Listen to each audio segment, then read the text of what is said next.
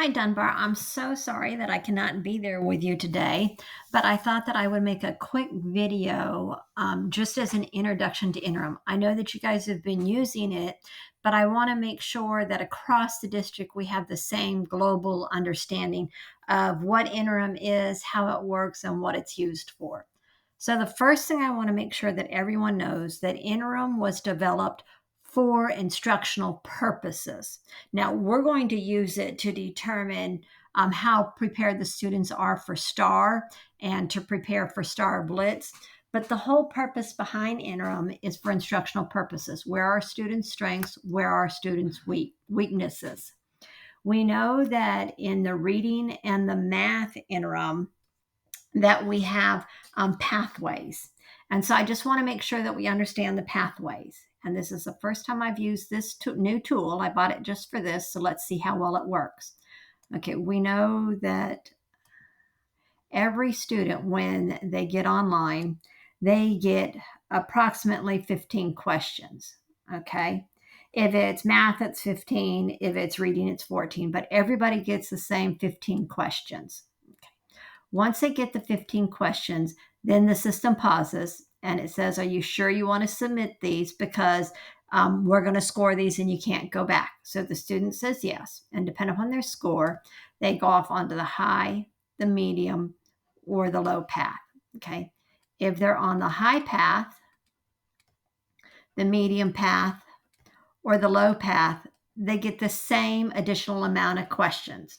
Okay, now why do we send them off on the high, medium, or low path? And how is this good for instructional purposes? Well, we know that when we develop most tests, that we develop it along the median, right?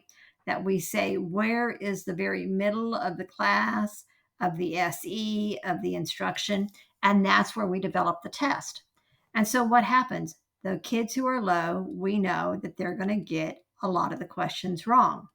Okay. And the kids that are high, we know that they are going to get the majority of the questions right.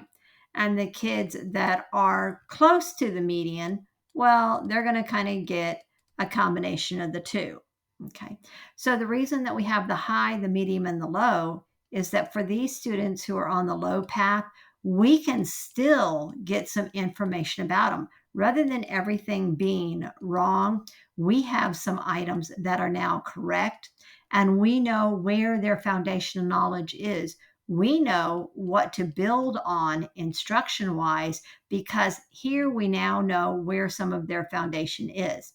And we know that even if we ask this at a little bit less rigorous question, they don't know. So we know that this is something that we have to build a lot of foundation on before we can move up with the understanding. Our medium student, this is to say, where are you at with the SEs? And then our high students, it's not so that they can get everything right, but it's also so that there are some things in which they get wrong, because these things in which they get wrong, yeah, they probably have foundation for, but now we know that they don't have full application. So we can build those up to make those students even stronger in their curriculum. Okay. The other thing that this does for us, we know that they give us a probability of um, of, of meets, of approaches, meets, and masters. Okay. Now, when they do this, we know that out of our test, we get a raw score.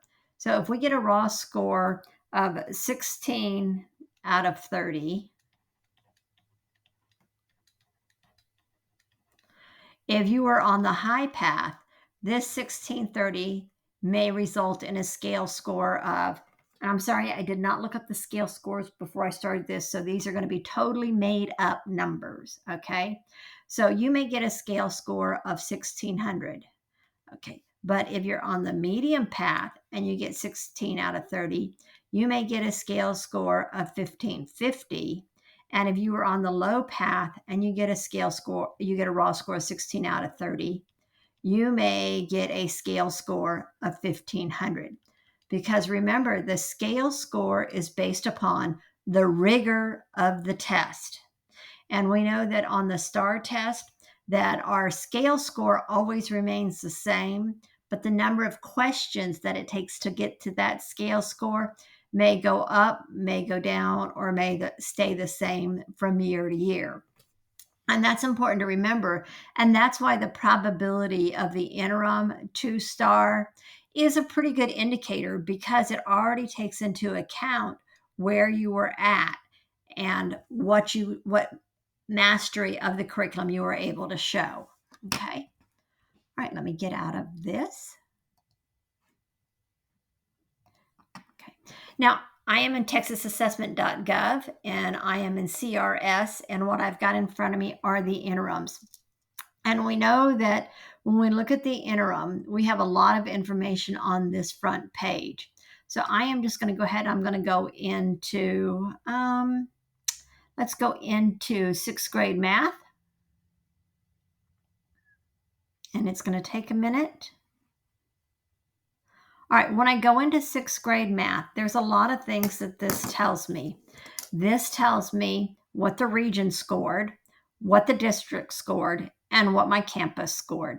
And when I look at the average scale score, this tells me that on the spring 2022 interim 6th grade math, that Dunbar's scale score is a little bit lower than the region or the district. But that's okay. That means that we're going to make sure that we identify what it is we need to work on, and we're going to make sure that we get the students a solid base to be able to go into the STAR test. Okay, so if I'm trying to decide, well, what do I want to do on the STAR, I'm going to come over here to numerical representations and relationships, because we know that reporting category 1 is the foundation to mathematics. Okay, when I look at this, this tells me the average percent correct, and I still have it in rosters. So it's up to you if you want to go to rosters, if you want to go to students. But for this, I'm going to stay where I can see the campus view, because I'm going to look at these campus numbers. And when I look at these campus numbers, I'm trying to decide, do I want to do an SE, a concept, as a global district view, or do I want to do that individually teacher assigned? So I'm just adjusting my view, and I'm going to come back up here. And this says that on this question, question number 8, 5% of my campus got it right. Well, that means that however in our PLC we planned on the instruction of this, that whatever that question is, it really didn't do well. So I'm going to come up here to standards keys, and I'm going to click on it, and I see that this is 6.7A. But I want to know, well, what did we get 5% of our students? So I'm going to click on the question number.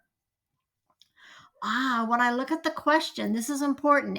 It might not have been the student's understanding of the concept, but it might have been the student's lack of understanding of how to record their answer.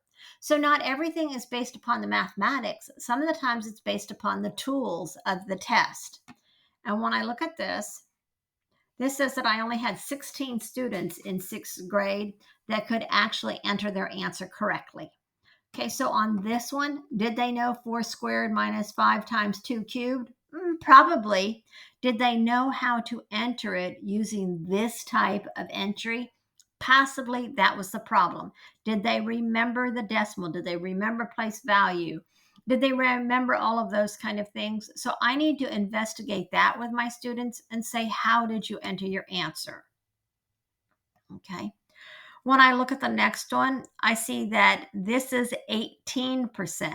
This is 6.2D. So I'm going to come up here to number 11. This is a fraction problem. A lot of students do not understand fractions, and this was order them from least to greatest. When I look at this tells me that 53 students got it right. So these type of questions, what I'm going to do is I'm going to project this question from this view on the overhead. I'm showing my age. I'm sorry. I'm going to project these to the screen. And we're going to discuss this, and we're going to discuss, what did option A tell us about their understanding? What did option B tell us about the understanding? and so on, because we're never going to get this same exact question again, but we are going to get a question about ordering fractions, and we want to make sure that we know that concept. And we're going to go through and we're going to look at those, and we're going to pick out the questions in which we need to develop reteaches for the entire campus. Okay, and then we're going to go into a class, and this is the teacher view now. And it'll take just a second to load because I have to load all of the district students, and then it has to filter down to just these.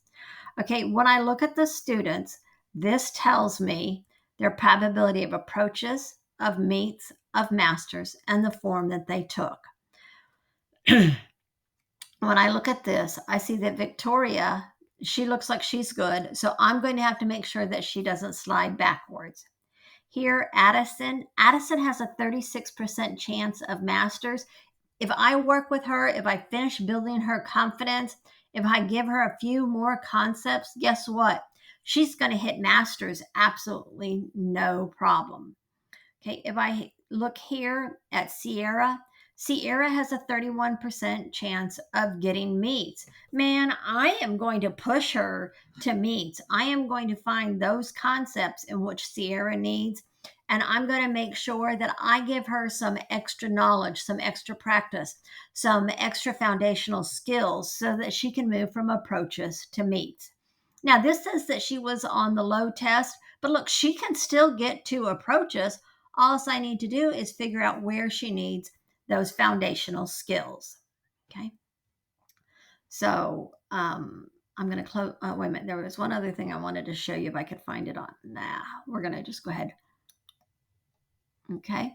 So now I'm going to look at my class. When I look at reporting category 2, okay, this tells me how my students did on these questions. Let me fix my view so you can see more of that. This tells me how my students did, just this class period that I'm looking at. And so I can see that, okay, question number 4, I'm going to have to pull some students individually so that I can work with them, because 83% of my kids got it right, but a few of them got it wrong. So I'm going to go through here. Anybody that has a 0, that's now my small group. Okay. When I go over here and I see 0 students got this right, that's like, 0 students. But then I look here, 0, 0, and everybody else is NA. Oops, there's one more 0. Well, that's because question 19 was a high path question. And I know that because I sent this form to you. If Jeremy has not printed it out yet, ask him to print it out for you. And so I'm on the 6th grade math. Question number 19 tells me right here that that is a high path. And when I look at this, I only had 3 students on the high path, and all 3 of those got that question wrong. But we know Sean Kane tells us that exposure is so important. So what if I project this question and my whole class discusses it? Will my low students necessarily get it right? Not necessarily, but they will have the exposure. They will have a much better chance at getting it correct or making a better guess, and they will have a foundation for the future going into understanding that concept. So just because it was a high level, a high path test question doesn't mean that I want to ignore it. Okay. I go here. Question number 36, I know is a medium path, and I have several students on the medium path, and they did not get that one. So that's a question which I need to expose my whole class to, because that was a medium path question.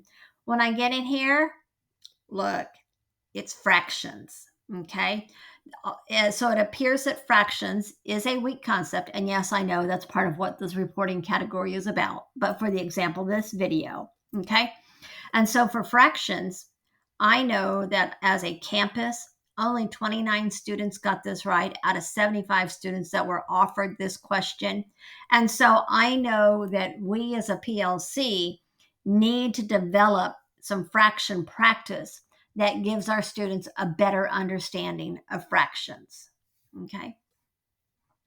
So when we look at the questions, we're going to look at them from the standpoint of a campus to be able to see how the campus did and which questions that we're going to go overall and develop it all together. And then we're going to look at what my students did. And we're going to look at it to see, what do I need small group? What do I need whole group? Okay. When I go into a whole group, I'm going to project my question from the question number. When I do it in small group, I'm going to come down here to my responses, because remember, when I look at it from this point of view, and it's taking just a minute for it to load it. When I look at it from this point of view, it gives me the student's name. This X says that they got it wrong. And then I can look and see, whoops, okay, that's in the way. Okay, then I can look and see what answer choice they chose, so I know how to redirect their thinking. And so I'm going to go very quickly, and all else I'm looking for is that X right there. Okay, that X. So I had a D, I have a B, I have a C, I have a C, I have a C. Oop, okay. I have a C. It looks like C was one of the most popular wrong answers. And so when I'm in my small group, I'm going to redirect the thinking that the students used in order to be able to get to answer C. Okay. And so it can be very quick how we go through these. Now, some of the times we like to be able to have a printout or a spreadsheet to be able to look at our data. There is a couple of different ways in which we can create those. So I'm going to come up here to my print. And when I click in print, it gives me a choice of summary only or summary and item scores. When I click on summary and item scores, it's going to give me some additional information. Now, this view right here is pretty ugly, and so I want to make sure that I export it. So I'm going to save it to an Excel. If you save it to a PDF, it makes the print very, very small. So I'm going to do confirm. Okay. It pops up your inbox. Anytime that you request a report, it goes to your inbox. On some of the reports, it automatically pops it up, and on other reports, it waits for you to go to your inbox. This says in progress. I need to refresh. My cheat way of refreshing is I don't want to go up here because then I have to reload and go back into my inbox. So I just change my views in my inbox. I go from archived to inbox, and I see that it's done. So now I click on the report itself. When I click on the report itself, okay, it gives me this report. Okay. And there are some things that you can do to make it easier to work with. One of the first things that I do is I need to squash some of these columns. That is a technical Excel term, by the way. Okay, so I'm going to come up here. See this right triangle that's sitting up here in the corner? I'm going to click on that right triangle, and I'm going to say wrap text. What it does is it allows the text to wrap in the cell, and as I change the column widths, I can still see what's written in the cells. Okay. So I know that I already know that information, so I can get rid of some of these columns up here, and I'm just going to get rid of those. Yeah. Okay. I am going to come here, and I'm going to get my crosshairs, and I'm going to bring that column in. I'm going to bring that column in. This column, there's no pertinent information, so I'm just going to delete that one. Okay. And that's the same for that column. Okay, so I'm going to get my crosshairs, and I'm going to bring that one in, that one in. Okay.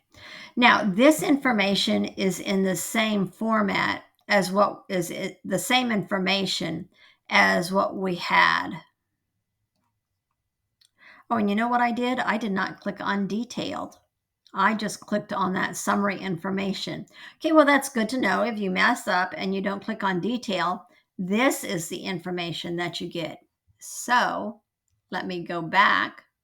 get out of this,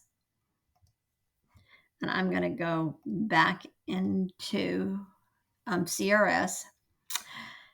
And I'm going to show you how to do that all over again. And I'm going to show you, we all human.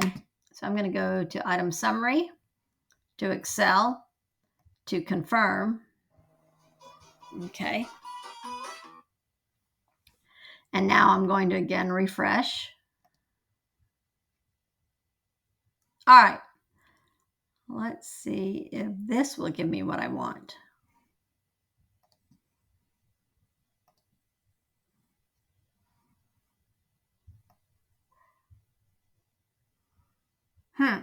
For some reason, the reports are not working today, but go ahead and do that when, oh yeah, that's right. They sent out a notice saying that they were going to be working on reports this weekend because they are churning out EOC stuff. So anyways, but that's a valid report for you to be able to create when they're not churning out EOC stuff.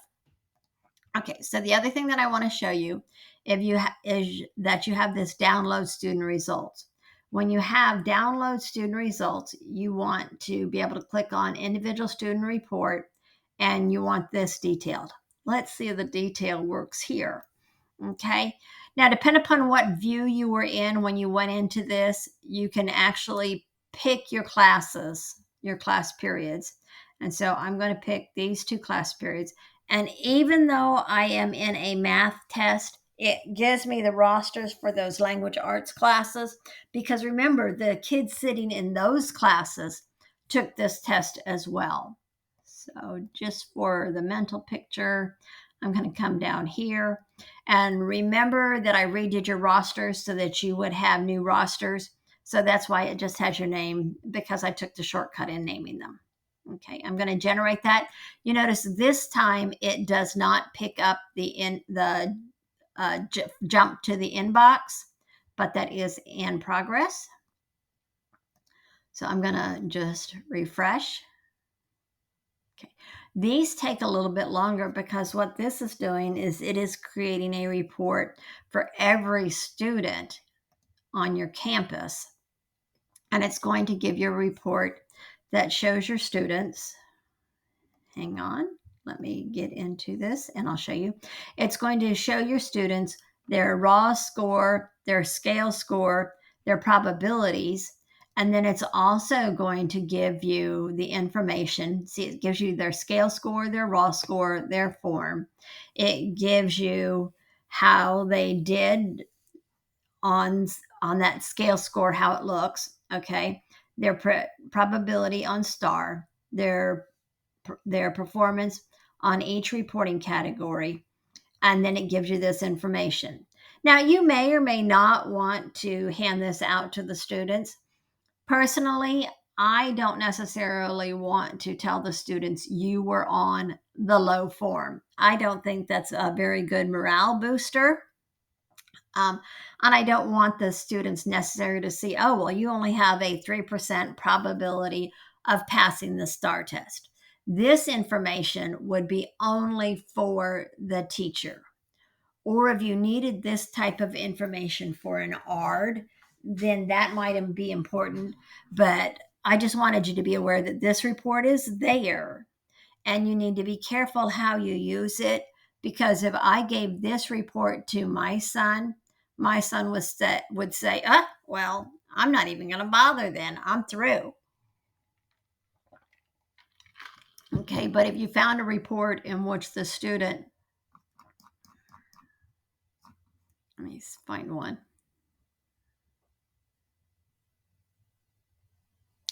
Okay, if you found a report in which this said you had an 84% chance of meets, then I might use it for this student to say, look, you're already approaches, you're already meets. You know what? Let's work on a few more to get to masters. But I would be very careful in using this report and what it told the students. Okay. All right, if you have students that are not in your roster, you can certainly go through and you can adjust your rosters. If you need me to help with that, I'll be more than happy to.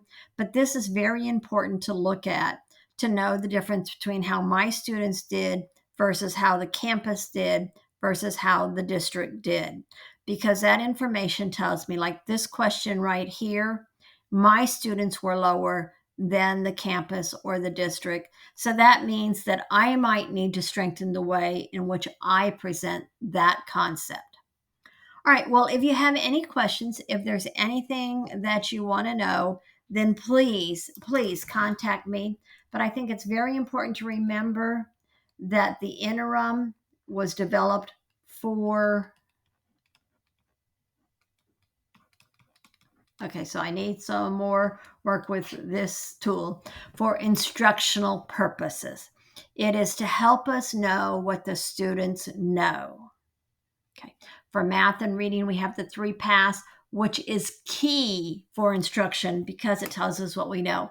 For science and social studies, there is only 1 path because those are more about knowing facts. And so the students all need to know the same facts.